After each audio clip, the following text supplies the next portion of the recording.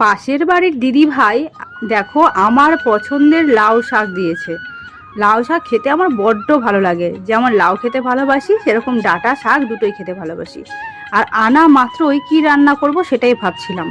তো ডাঁটা দিয়ে বেগুন দিয়ে তরকারি খেতে খুব ভালো লাগে, আর পাতাগুলো দিয়ে শাক ভাজবো ভেবেছি। তা ভাবলাম শাকটা না ভেজে একটু শাকটা বাটা করি।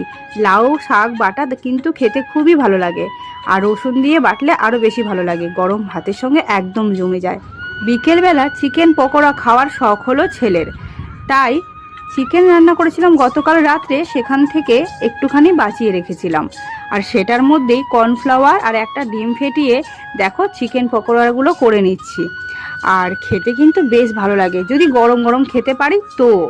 তো সেটাই এখন প্লেটে আমি সার্ভ করে নেব, আর সসের সঙ্গেই দেবো ছেলেকে। চলো যাই, গিয়ে দেখি ওর রিয়াকশানটা কেমন। আসলে আমি যে আজকে চিকেন পকোড়া করব সেটা কিন্তু ও ভাবতেই পারিনি, তাই কিন্তু প্রচণ্ড খুশি ছিল। আর আমি খাবো না সেটা তো হতেই পারে না, আমারও কিন্তু চিকেন খুব ফেভারিট। বড়মশাই চিকেন অত ভালোবাসে না, কিন্তু চিকেন পকোড়াটা আমাদের বাড়ির সবাই পছন্দ করে।